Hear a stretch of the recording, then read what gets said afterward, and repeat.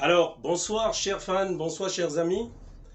Euh, Ce n'est pas un mépris, je suis en train de me nettoyer devant vous. Je me nettoie devant vous simplement parce que je suis en sueur. Et pourquoi la sueur? Qu'est-ce qu'elle traduit? Tout simplement, on sait qu'on transpire pour une cause, hein. Aussi simple que ça. Parce qu'on a eu à fournir un effort, soit physique, soit mental, et puis on se retrouve en train de transpirer. Alors, pourquoi j'ai choisi faire cela de cette façon-ci? M'adresser à vous alors que je suis en sueur. Tout simplement pour une cause, chers amis, chères femmes. Une simple cause. Aujourd'hui, je voudrais parler à ma fanbase à travers le monde entier, vous dire une chose. Comment est-ce qu'on peut rebondir dans la vie? Comment il ne faut pas que quelqu'un dans la vie puisse perdre la foi? Ah oui, c'est ça. Vous savez, habituellement, on se retrouve comme ça avec les aléas de la vie, avec les problèmes qui surviennent au quotidien, hein, en train de se plier en quatre parce que quelque chose a eu à nous dépasser, parce qu'une situation a eu à nous vaincre ici, à nous dominer.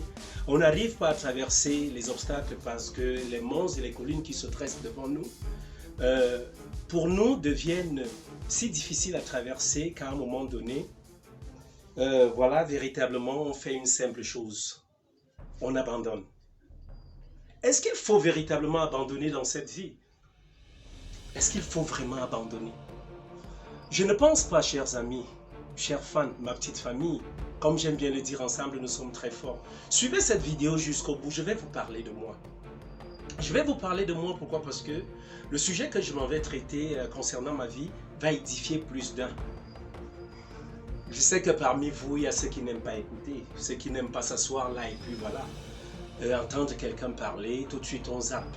Mais c'est important d'écouter. Alors plusieurs m'ont posé des questions parce que j'avais eu à mettre une vidéo en ligne où j'étais en tenue. Ils me viennent toujours, me posent des questions. Mais attends, mais quand tu as été policier, donc tu es toujours policier, tu es. Pourquoi est-ce que, à un moment donné, je quitte la police? Ils veulent le savoir. Ben, on ne quitte pas quelque chose pour quitter. On ne quitte pas quelque chose pour quitter. Déjà que je ne l'ai pas fait volontairement. J'entre à la police le 3 juin 2000. Et j'entre à la police, très bon pratiquant des sports de combat et des arts martiaux, déjà à l'école de police à Montenguene, où je suis allé comme gardien de la paix, malgré le niveau que j'avais des diplômes plus supérieurs au CEP, dans le CPE à l'époque. Donc, mes diplômes étaient plus, étaient plus élevés que le niveau que j'ai choisi de faire. Néanmoins, je suis en train de faire mon école de rêver d'une chose, devenir journaliste tout simplement. Ça, c'était mon rêve, être journaliste, faire des reportages ici et là. À ce moment-là, le papa m'annonce, il me dit, tiens voilà, comme lui il aimait bien m'appeler, bienvenue. Parce que pour ceux qui ne le savent pas, Rob le Grizzly, c'est un nom de cinéma, mais mon nom véritablement, c'est Mvui Bienvenue, Roland Silvio. C'est pour cela que vous verrez souvent, parfois là, dans des courts-métrages que je commets, vous allez voir là un scénario de Mvui Bienvenue ou bien réalisé par Mvui Bienvenue. Le plus souvent, ce sera ça. Alors, 2000, je suis en train de faire mon école, je rêve de devenir journaliste. Quand, je veux dire en 99, quand le concours survient, papa me dit, tiens voilà, je voudrais que tu sois policier. Je lui dis, papa, déjà je ne peux pas m'opposer à ta volonté parce que nous avons vécu ainsi, on ne pouvait pas discuter la volonté des parents. Néanmoins, je lui fais comprendre, papa, moi j'ai souvent souhaité dans ma vie être journaliste. Et il me dit, mais mon fils, ça c'est ce dont tu rêves. Mais il se trouve que la vie peut t'offrir autre chose. Et même, qui te dit que dans la police on ne peut pas être journaliste? Alors c'est comme ça que je m'entraîne dans l'univers de la police. Très brillant. Tous ceux des miens avec lesquels j'ai été toutes mes classes vous le diront, très très brillant. Non, je n'ai jamais été dans la mêlée des paresseux. Dans la mêlée des paresseux, jamais. Je ne connais pas l'échec.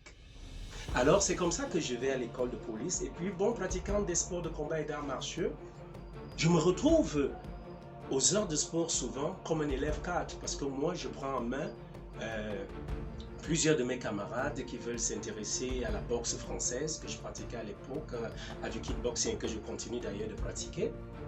Alors c'est comme ça que je me fais connaître. Tout de suite aussi, quand je suis entré, comme je vous l'ai dit, je ne suis pas un homme qui vit dans quelqu'un de la queue, je suis toujours un homme de tête. Alors c'est comme ça que tout de suite je suis nommé chef d'une compagnie, de la 5e compagnie, que j'aimais bien nommer la Grande 5. Alors je deviens chef de la 5e compagnie. Mais au fil du temps, bon, voilà, je ressors de là comme gardien de la paix. Et puis tout de suite, je suis balancé au Nord Cameroun. Balancé au Nord Cameroun, pourquoi? Parce que, étant au centre de formation, j'étais, vu qu'on ne faisait pas, on ne pouvait pas faire l'amour là-bas, c'était très difficile, hein, chose très difficile. Donc, j'étais devenu très nerveux. Parce que j'étais vraiment nerveux au point où chaque petite chose, quand on me titillait un peu, c'est le point, j'avais perdu la maîtrise de moi. Déjà que moi, je n'avais jamais fait l'internat de ma vie. C'était ma première fois et je me sentais prisonnier. Alors, c'est comme ça que l'un des protégés d'une personne à qui j'avais foutu des coups de poing dans la gueule, une classe, c'est vrai qu'à cette époque-là, il avait bien mérité, mais bon, je regrette aussi tout cela parce qu'à un moment donné, je me suis dit, ce fut un comportement carrément sylvestre, animalier. Ça ne tenait pas, c'était inhumain carrément, c'était pas bien. C'est comme ça donc que son protégé fait tout, parce qu'à l'époque, tous ceux qui avaient présenté, qui faisaient les sports de combat et tout, et qui avaient présenté les ateliers des différents combats, voilà, des différentes interventions aux délégués, le combat, le corps à corps et tout, ils avaient été envoyés dans des services de référence, tels que la DSP, tels que la DGRE et autres services prestigieux de la police, de notre chef de police camerounaise. C'est donc comme ça que je me retrouve au nord à Garoua. J'arrive, tout de suite, je ne suis pas fier, mais j'arrive là-bas, je trouve mes frères nordistes très sympas, très accueillants, hospitaliers et tout. Et puis je me mets à vivre là-bas, j'ai fait 5 ans là-bas, je reviens. Seulement quand je reviens ici, je reviens à la division des sports, je suis affecté au GSO, et puis voilà, je me retrouve ici à Yaoundé, où tous ces problèmes sont survenus. Et puis voilà, ces problèmes surviennent, on parle d'une révocation. Révocation déjà abusive, car voyez-vous, je me retrouve en train d'être révoqué. Écoutez bien, le 15 mai, on me révoque le 15 mai. Qu'est-ce que je dis? Je dis du n'importe quoi, excusez-moi. On me révoque, oui, on me révoque le 21 mai, je vais dire le 21 mai 2015. Et on dit, motif, abandon de poste, fait commis le 15 février 2016. Ça veut dire qu'on me révoque en 2015 pour un problème qui est posé en 2016. Vous voyez qu'il y a vice de forme. Alors, au jour d'aujourd'hui, je suis à gauche, je suis à droite. La loi fera son travail parce que je sais que plusieurs ont été derrière, les jaloux, les aigris, qui n'aimaient pas voir l'homme que j'étais dans cette police avec tout ce que je savais faire et tout ce que j'ai pu former. Ils sont nombreux qui pourront vous parler. Non, je n'ai jamais reculé devant une intervention. J'étais toujours l'homme de tête, toujours au front, toujours en train d'avancer, de progresser. Quand on allait en profondeur, on faisait des pénétrations dans les quartiers parce qu'on nous dit, il y a des braqueurs qui sont tapis ici ou là. J'étais toujours là pour foncer. Alors, je perds cette police en 2015. Ça fait 6 ans aujourd'hui. Une chose que j'aimerais dire aujourd'hui aux uns et aux autres, qui se morfondent, n'est-ce pas, dans la paresse, qui se morfondent, n'est-ce pas, à se dire, voilà, la vie m'a rendu malheureux, le bonheur a foutu le camp de ma vie, et voilà, aujourd'hui, je ne peux plus faire qu'une chose, tout simplement, c'est de m'asseoir, de pleurer, de me résigner, se résigner. On ne se résigne pas dans une vie. Il faut apprendre à sauter, après soit avoir échoué, soit avoir été victime d'une injustice. Il faut savoir rebondir. Comme une tisse, quand on la lâche, elle rebondit. Et quand elle rebondit, on la saisit et on peut faire d'elle ce qu'on veut. C'est ça la vie. Il ne faut jamais abdiquer. Ne jamais abdiquer, ne jamais se dire tout est perdu pour moi. Parce que moi, quand cela m'arrive, et déjà que cela n'est pas arrivé seulement, je ne suis pas le seul, il y a plusieurs qui ont déjà été victimes des injustices et qui après moult, n'est-ce pas, procès, se sont retrouvés dédommagés. Mais il se trouve véritablement qu'ici, moi, je sois celui-là qui a cru en une chose, qui a dit voilà, si la police a foutu le camp de ma vie, si des policiers véreux se sont assis, tapis dans l'ombre parce qu'ils sont aigris et jaloux, ont décidé de monter un dossier d'ailleurs qui est comme une épée de Damoclès, qui plane comme une épée de Damoclès sur la tête, qui est comme une guillotine pour eux. Ils se sont donc assis, se sont dit, tiens voilà, nous allons l'anéantir. Ils ont pu réussir seulement avec ces vices de forme, tôt ou tard je gagnerai ce procès. Mais il se trouve que si cette police a décidé de foutre le camp de ma vie, moi, je n'ai pas décidé de foutre le camp à la vie. J'ai décidé de continuer de vivre, d'avoir le sourire, de le garder.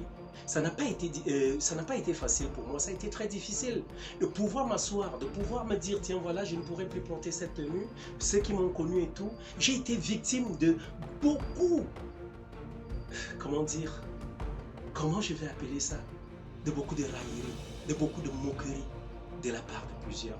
Voyez-vous, hier, on vous voyait en tenue et tout, et puis subitement, on fait savoir que voilà, il n'est plus. Plusieurs se sont moqués de moi. Mais ils venaient pas en face. Parce que me connaissant, on ne me parle pas en face. Quand un homme qui se sent capable de me parler en face, il me parle en face. S'il se sent homme, je ne suis pas le plus fort du monde, mais je sais bagailler. Nous allons plier les poids et on verra qui est qui. Vous voyez un peu? Donc c'est comme ça que je me suis retrouvé, n'est-ce pas, en train d'être victime de cette injustice-là. Alors, donne-moi une minute, mon fils. C'est donc comme ça que je me retrouve victime de cette injustice-là. Mais je m'assois et je me dis, tiens voilà, tu as fait de moi un homme. Il m'a offert des qualités de vie. Il m'a offert des qualités. J'ai plein de défauts, j'ai plein de qualités. Mais maintenant, les qualités, je veux dire, il m'a inspiré, il m'inspire tous les jours. Qu'est-ce que je peux faire? Déjà à l'époque, j'écrivais des textes musicaux. Je me dis, bon ben voilà, je peux faire de la musique et tout. Après, je dis non. C'est vrai, la musique, j'aime regarder, mais moi, je ne me sentais pas trop dans cet élément-là. C'est donc comme ça que je m'assois et je me dis, bon, pourquoi ne pas commencer à créer des courts-métrages, à monter des courts-métrages et puis devenir, voilà, apprendre à faire du cinéma. Alors c'est comme ça que j'intègre le monde cinématographique où j'ai été tenu à la main par des leaders, par des personnes très importantes, où je commence dans un groupe nommé Carence Production, où je me retrouve en train de tourner dans 3 courts-métrages. Et puis tout de suite après, je commence à bosser avec le célèbre réalisateur et producteur Business Production. Je commence déjà directement comme ça dans la série Le Grand Cool Black. C'est comme ça que j'entre dans le cinéma. Tout de suite aussi après, non seulement je fais des courts-métrages, mais je commence à faire des chroniques. Ça veut dire que je deviens comme un coach des vies, un éducateur sentimental, un éducateur de la vie. Et je comprends que non, je n'ai pas perdu ce côté de moi. Le rêve que j'avais d'antan, celui-là d'être un journaliste. J'ai compris que je suis devenu journaliste d'une autre forme. C'est donc pour interpeller les uns et les autres, vous dire, chers frères, chères sœurs, la vie ne va toujours pas nous offrir ce que nous voulons. Je me serais résigné, j'aurais tout abandonné, aller au village me réfugier, me dire tout est perdu pour moi. Mais comme la sueur qui dégouline de mon corps, en ce moment donné, je voudrais que chacun se dise, rien n'est jamais perdu. Rien n'est jamais perdu dans cette vie, parce que quelque part, il y a toujours un espoir.